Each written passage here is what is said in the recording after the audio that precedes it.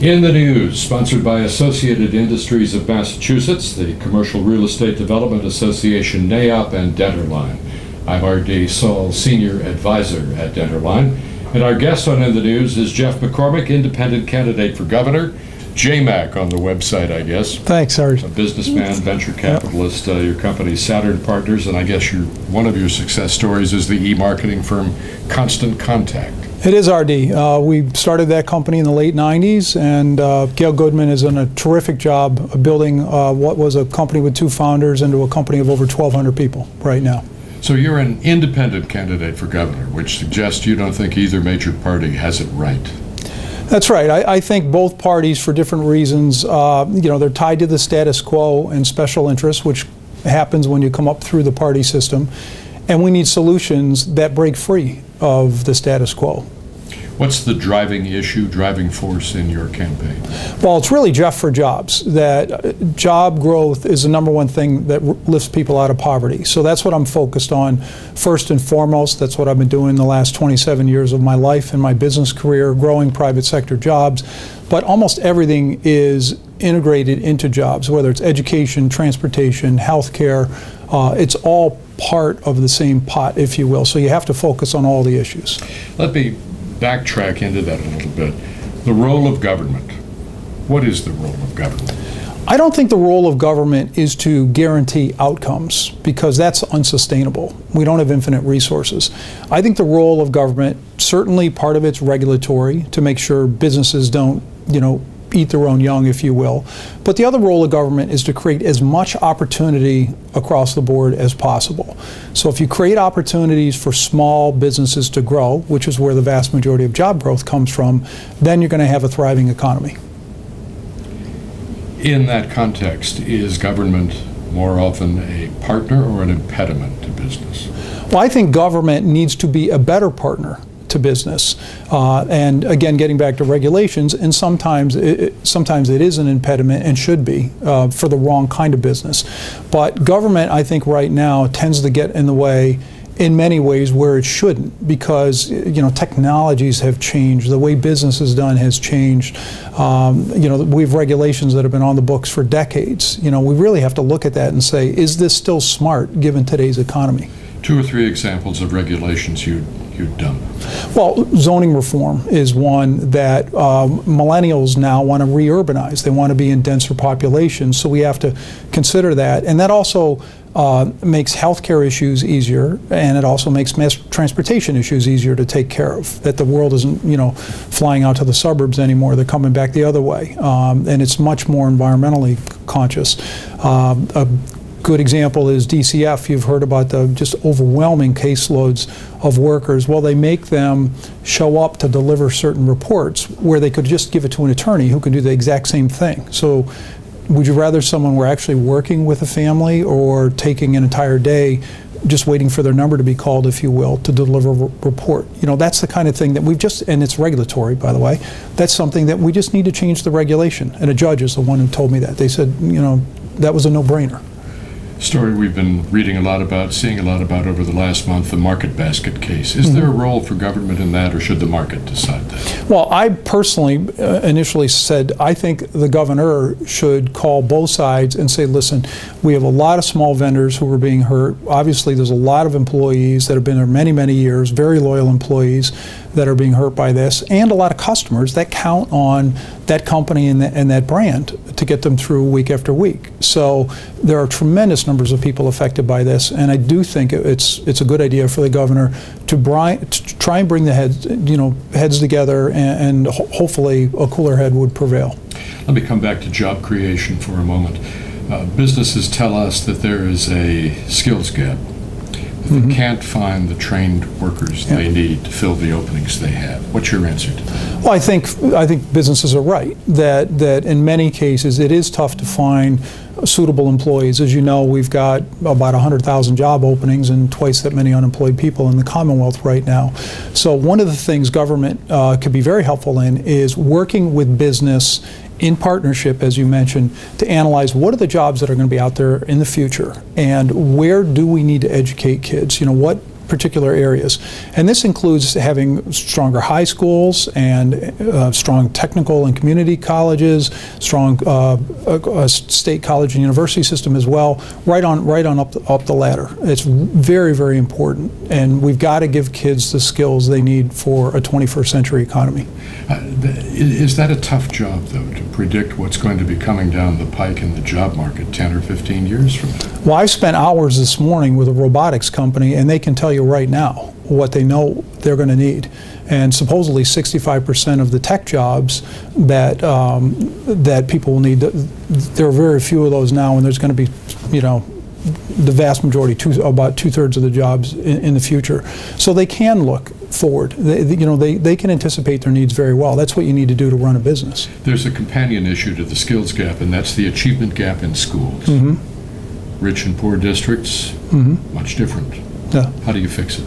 Well, I think one of the fixes is you've got to empower the schools as much as possible. I'm a huge fan of bringing as much control down to the local level. I think the state does a better job than the federal government, but I also think local communities tend to manage themselves, and teachers need to be empowered to really teach. There's a lot of unfunded mandates out there, but you've got to have schools that drive for strong results, but also are held accountable.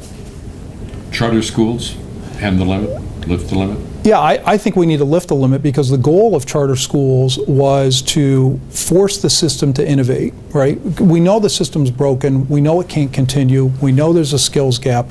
Clearly something needs to be changed, right? So if you're going to do that, charter schools, that's essentially what their mandate was. Let's start thinking. Let's start being creative. Let's start changing. I don't think charter schools are the be-all and end-all answer, though. I actually think that what we need to do is have a public school system that is extremely strong, that is constantly trying to reinvent themselves and to be as good as they can be. And around this Commonwealth, if you think about the collective brain power around here, we could do it if we had the freedom to do it. What's happened to public schools? How did we get in this situation? I think for a long time, you get into a system that the batch process, if you will, that so many of us went through without really thinking about what we were going to be doing, without the constant thought of workforce development. That's been part of it. And also communities have changed, and society has changed a bit. Technologies, in some cases, have helped, but in some cases have hurt. There's a lot more distractions kids have these days certainly than when I grew up. Me too.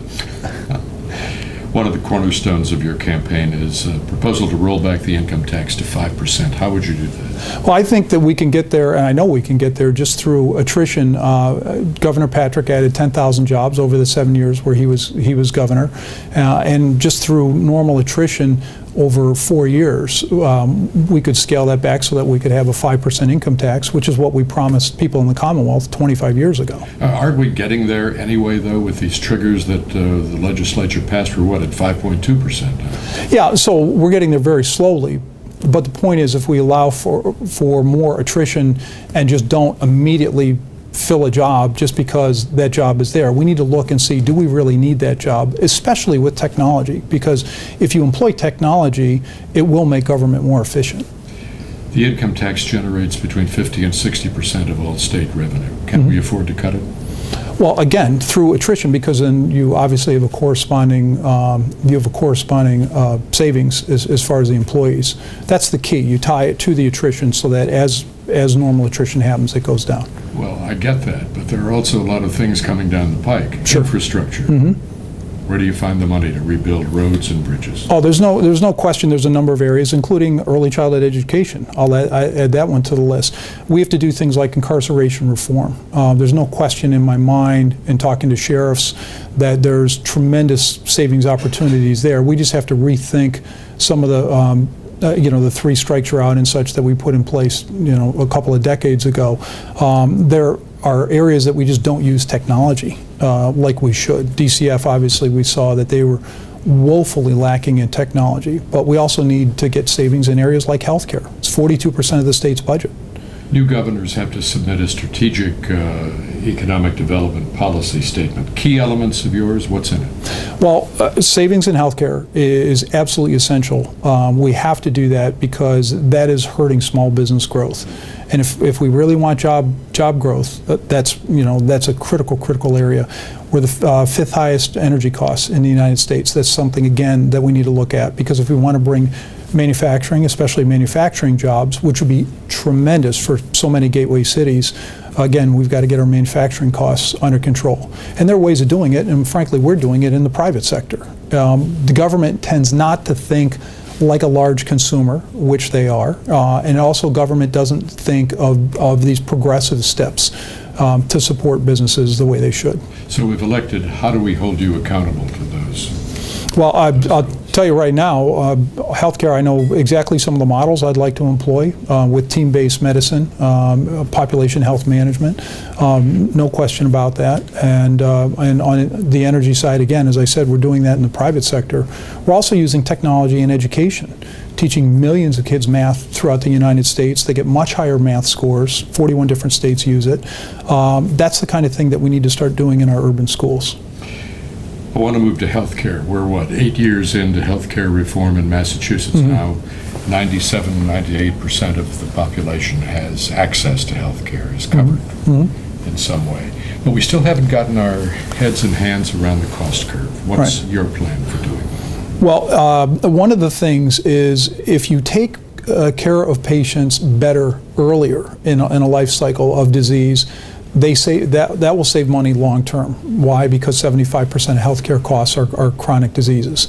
So you need to emphasize primary care. And you have to have a system where people come in through primary care and community health centers, and then ultimately if they need hospitals or some of the very, very advanced teaching hospitals that we all know of, then you kind of move up the pyramid. What you don't want to do is have people starting at the top of the pyramid, the most expensive part of it. I mean, that's a very, very difficult healthcare model, which is why we've got the most expensive healthcare in the United States. What about the plan we're using in Massachusetts now, pegging the increase in healthcare costs to the state gross product? Yeah, again, there should be health savings, healthcare cost savings, and I think that pegging it that way, I think that's kind of an artificial barometer. I think what they need to do is just reassess the system that we use right now, have team-based medicine, where you've got a very, very focused group focused on a small population of patients, driving better outcomes for them. And this is being done in other places. We certainly should do it here. Another candidate for governor says managed care is a great idea, but what the healthcare industry has done is manage money, not care. Do you agree? Well, they've certainly had a strange set of incentives. When your incentive is to drive a volume, because that's how you get paid, guess what? You're going to drive volume, because that's how you increase your revenues. But if your incentive is to provide better outcomes for people or better value for patients, well, then that can be your incentive. We've seen this long string of hospital consolidations over the last couple of years, and they're all sold to us as cost-cutting measures. Yeah. We'll cut costs when we do this. Do you believe that? Is that what's worked out? Well, I don't think it has worked out, to your point or your question, but there's no question that if we build the system out the right way, where it does start, again, thinking of it like a pyramid, it does start with primary care, with the cheapest form of medicine first, and then rises up again through cheaper forms of community healthcare centers, and then hospitals, and then teaching hospitals. That's the most efficient model. The South Shore Partners deal, arranged by Attorney General Coakley. Good deal, bad deal? Well, I think I think right now it's an incomplete deal, and I have issues with where she took that or where it was taken. I think Partners, by the way, did a fabulous job, and their attorneys did a better job, clearly, than the state's attorneys on that deal. But we've got to make sure, again, that people have the right entree point into the healthcare system, or else it's going to continue to be phenomenally expensive. And it could get there in that merger, but it's incomplete. They don't even address that. Is access to healthcare a right? I think healthcare is extremely important for everyone. So I do think healthcare is a right of people, just like education. Massachusetts had to come and change its system to come in compliance with the Affordable Care Act. Yeah.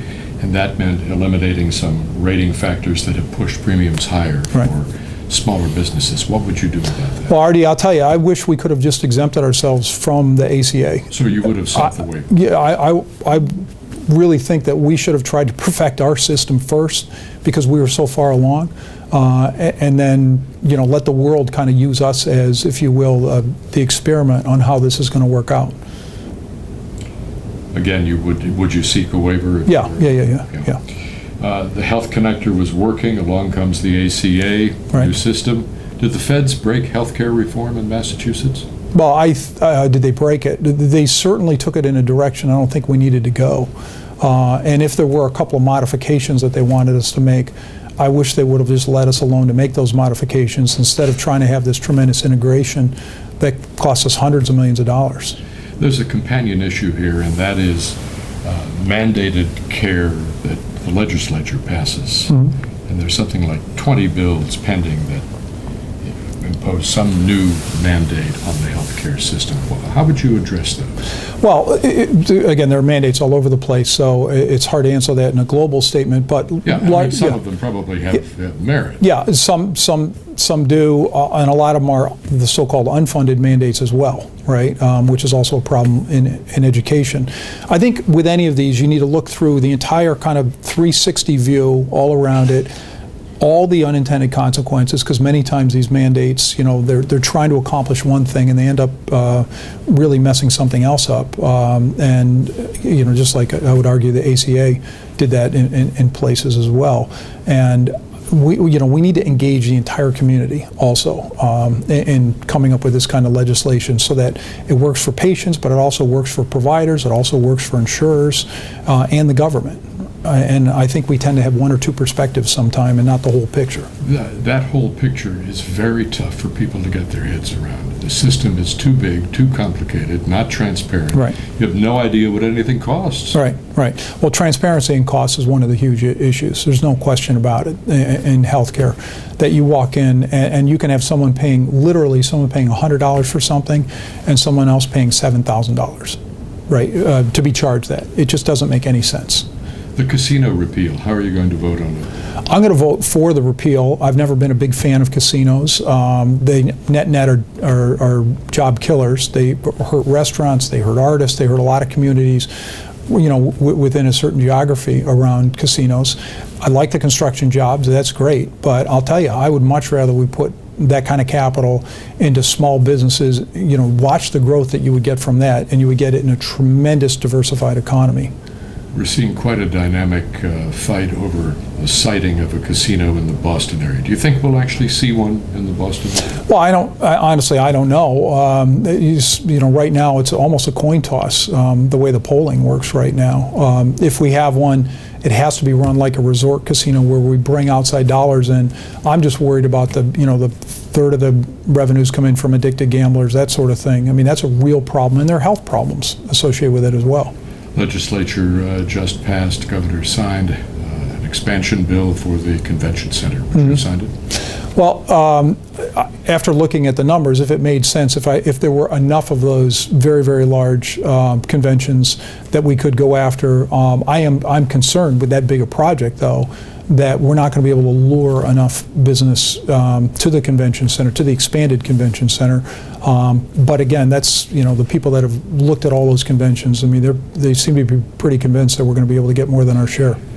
I want to move to drug policy. Medical marijuana, legal now in Massachusetts. What do you think about the system that we have in place for licensing medical marijuana dispensaries? Well, it seemed to be a thought-out system that they had, a lot of procedures that obviously it took a lot of time. There are all kinds of soft costs and legal expenses for people to put that in place. If they wanted the system to be different, for instance, not use lobbyists, whatever, that should have been part of the program that they designed. Well, is there a problem here in that this was a ballot question as opposed to a piece of legislation? I don't think that was. I don't think that was the critical issue in that. Does legal medical marijuana lead to legal recreational use of marijuana? That's actually one of my concerns, in that, and also as what happens in the drug community, that sometimes, marijuana gets laced with an opiate, and the next thing you know, because opiates are a whole new ballgame in their addictive nature. So I do have my concerns, and I just, being a resident of Boston, I see already where things are going, because in their heads, a lot of people are thinking, this is, One step on Yeah.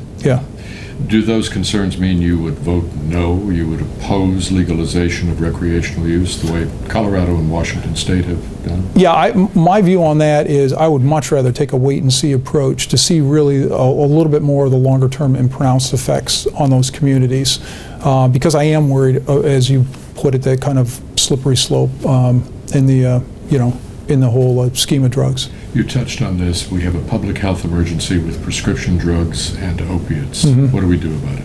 Well, that one, we've got to heavily get into treatment centers. I mean, it's the only way out. And again, those are very, very difficult drugs to get off of. So they need professional attention. It's not something that you can casually walk out of. It's a physical thing. It's not just by choice and will.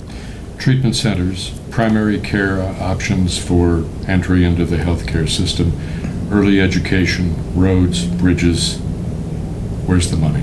Well, again, the money is in efficiency in government, which we have very little of right now. We're running some things with technologies that have been around for 30 and 40 years. In fact, again, we were laughing about that this morning, how bad some of that technology is, that we need to take up to the next level. Companies are forced to do it. The problem with government is that government is not forced to do that, because government doesn't have a competitor. So, government's going to outlive us. So we need to start thinking like the 21st century state that we are. Energy policy, what's yours look like? Well, one of the large things, we built North America's largest biodiesel company out of a facility in Quincy, but in that experience, we realized the volumes are just staggering what we need, and we can't assume that we're going to be able to leapfrog into these phenomenal, because biodiesel is renewable, all these renewables overnight, right? We've got to get there in steps. What I think we ought to do is embrace CNG because it's cleaner burning. We can get rid of some of the nastier fossil fuels. It's also has tremendous health effects. That'll save money we're using it right now, colleges, hospitals, universities, manufacturers, commercial, industrial players, and use that bridge fuel so that we can continue to make the investments in renewables and ultimately get to much, much cleaner technologies. The other independent candidate, or one of the others, Evan Falchuk, has been talking about this pipeline that's proposed being built across northern Massachusetts. Any opinion? Well, my opinion is, it's a very large project. Obviously, if it were simple to do, it would be one thing, but it's going to be hundreds of millions of dollars of soft costs, billions of dollars of infrastructure, depending on which pipeline scheme you're talking about. And we have a road network that can handle trucking it right now. So why don't we do that? Because that way, if there are other technologies that come to bear, in the interim, you don't have this permanent fixed infrastructure. Isn't part of the argument it takes a lot of trucks and the pipeline can move it more efficiently? Well, but when you look at the cost benefits of all the expenses and the lead time and everything else, and also getting higher volumes exactly where you want them, again, a truck can do that. It depends what you want to do. You can also build storage facilities which take care of some of the peak demand like we saw this last winter. And that would be a smart play. Build Cape Wind or not? Cape Wind, right now, I mean, the project has taken so long. I saw technology outside of Springfield, which seems to be better than what they're thinking about for Cape Wind at this point. So I think, unfortunately, that opportunity is kind of, come and gone, if you will, as far as whether or not it makes a lot of sense. Global warming, are we prepared for Superstorm Sandy in Boston? I don't think we are prepared well, and that is a major concern of mine, perhaps partly because we're not too many feet above sea level in so much of our Commonwealth, right? That I think global warming is a very real thing. I'm glad we have ambitious targets as far as emissions are concerned, but we also have to think through a real plan. What about the Olympics coming to Boston? For it or against it? Well, selfishly as a Bostonian, it would be great to have the Olympics in your backyard, right? But I do think that we need to make awfully sure that it does make economic sense, that we don't have something that is, much bigger than the big dig on our hands. Montreal just got done paying off their bond payments, and that Olympics was in 1976, for Pete's sakes. So we just can't have any white elephants as part of that project. We have to really think through how the entire games would be financed.